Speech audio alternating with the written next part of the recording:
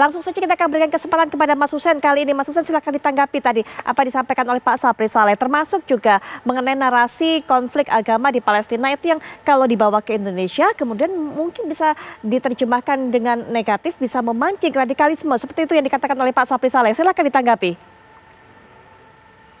Ya baik, memang ini adalah sebuah hal yang sudah menjadi rahasia umum. Pertama saya ingin tegaskan bahwa kalau melihat dari narasi yang disampaikan oleh Pak Sapri Saleh, ada perubahan. Pertama dia bilang ini bukan konflik agama, ini murni konflik kemanusiaan. Ketika saya ingatkan bahwa ada di dalamnya konflik agama, beliau mulai berubah. Ya memang ada, meskipun mereka tidak dijadikan konflik isu yang mendominasi isu kemanusiaan. Artinya sudah ada berubah persepsi ini kan. Dari yang awalnya mengatakan tidak ada, ternyata ada, cuman jangan terlalu dijadikan isu yang dominan. Memang saya setuju, kita lebih bagus kita mengedepankan isu kemanusiaan. Karena ini lebih global. Ini lebih global.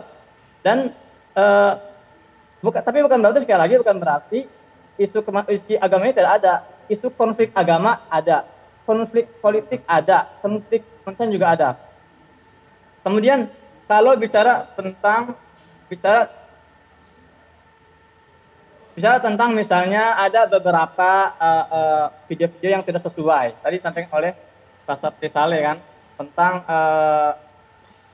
pidatonya Netanyahu, itu juga sampai ke saya. Itu betul nggak viral dan itu memang salah. Atau medaber abrid, ani medaber abrid, tos meot, ani medaber abrid. Jadi saya juga paham itu adalah usaha-usaha orang yang mengadu domba, yang mengatasnamakan misalnya agama tapi berlebihan. Tapi sekali lagi jangan kita menafikan secara pasti, secara total tidak adanya agama.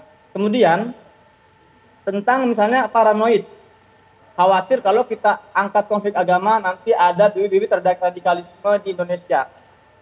Kita mendukung Palestina sejak tahun 48. Sudah 73 tahun Indonesia komitmen dan konsisten mendukung isu Palestina. Tidak ada istilahnya ada orang melakukan ledakan bom dengan atas nama konflik Palestina, nggak ada. Jadi kalau ini sudah berjalan 73 tahun, tidak ada istilahnya isu agama ini ketika diangkat melahirkan radikalisme, ini nggak ada. Sekali lagi saya rasa ini adalah sebuah paranoid yang nggak perlu kita khawatirkan. Baik, Pak Sapri mungkin ada yang perlu saya tambahkan di sini, narasi berbahaya narasi agama, karena narasi agama menjustifikasi konflik antara Palestina dan Israel ini bukan hanya dominasi bangsa Palestina menggunakan itu, tapi juga adalah di pihak Israel. Dan itu yang kami tidak setuju, bahwa orang-orang Israel juga menggunakan justifikasi kekerasan yang mereka lakukan terhadap bangsa Palestina melalui narasi-narasi agama yang itu kita tidak inginkan yang adanya, bahwa menggunakan agama dalam konflik ini. Bukan hanya Islam, menurut saya tidak hanya menuduh Islam ya menggunakan narasi agamanya. Di pihak Israel pun begitu, menggunakan agama. Saya terakhir pernah mengikuti webinar langsung yang disampaikan oleh almarhum Shuaib Orekat ya tahun lalu. Beliau mengatakan berbahaya sekali menggunakan agama dalam kasus Palestina Israel. Karena kenapa? Di Israel itu terjadinya kekerasan terhadap bangsa Palestina karena banyak menggunakan narasi-narasi agama, ajaran-ajaran Judaisme yang di-hijack, yang diambil oleh orang penganut agama Yahudi garis keras, menggunakan itu dan mensupport pemerintah melakukan kekerasan. Dan itu sangat berbahaya sekali. Baik, Pak Sapri Saleh, terlepas dari masalah narasi agama tadi, baik itu kedua belah pihak yang memberikan menurut Pak Sapri Saleh, tapi kita kembalikan lagi ke tema mengenai gencatan senjata yang dilakukan. Apakah ini kemudian hanya menjadi sebuah perdamaian sementara seperti sebelum-sebelumnya, atau seperti apa melihatnya kali ini? Karena yang kita lihat memang eskalasi di beberapa hari terakhir ini begitu meningkat. Nampaknya begitu, nampaknya ini adalah gencatan senjata semu ya. Tidak akan, karena sudah berapa kali, 2014, 2018, sekarang.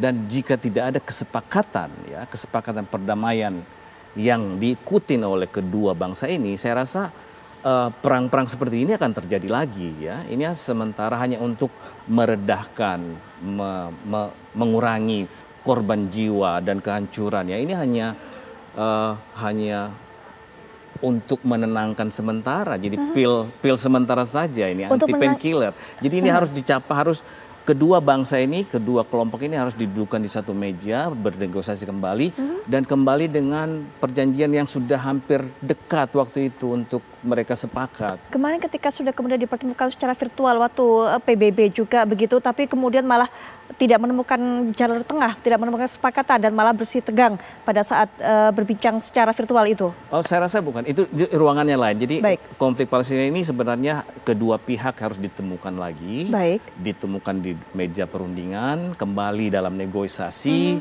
supaya tercapai perjanjian perdamaian yang abadi yang diikuti oleh kedua kelompok Palestina maupun Israel. Baik, Mas Hussein juga mungkin mewakili masyarakat Indonesia yang berada di Gaza yang mengetahui betul, menjadi saksi apa yang terjadi di sana. Harapannya untuk pemerintah untuk bisa terlibat dalam upaya perdamaian di masa gencatan senjata ini, Mas Hussein mungkin.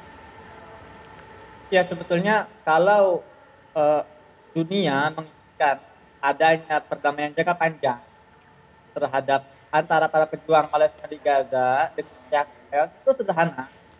Tekan pihak Israel untuk hentikan blokade. Buka pintu perbatasan, biarkan warga Palestina memiliki akses keluar masuk layaknya yang dimiliki oleh negara-negara lain di dunia. Karena sebetulnya yang menjadi akar permasalahan ini selain penjajahan, tentu adanya blokade terhadap 2,2 juta warga Palestina di Gaza, di mana logistik dibatasi, bahan bakar dibatasi. Blokade ini telah melahirkan banyak krisis kemanusiaan. 800.000 warga Palestina di Gaza ini, statistik terakhir menyebutkan bahwa mereka meminum air kotor yang tidak higienis. Belum lagi masalah krisis medis, krisis ekonomi. Kalau memang pemerintah di dunia, terutama Indonesia, ingin melihat perdamaian ini berlangsung lebih lama dari biasanya, mari sama-sama tekan dengan untuk agar Israel ini menyelesaikan, mengakhiri blokade atas Gaza. Baik, Mas Hussein, terima kasih untuk poinnya. Kita dapatkan poin yang disampaikan oleh Mas Hussein tadi. Semoga ini juga bisa menjadi masukan untuk pihak pemerintah.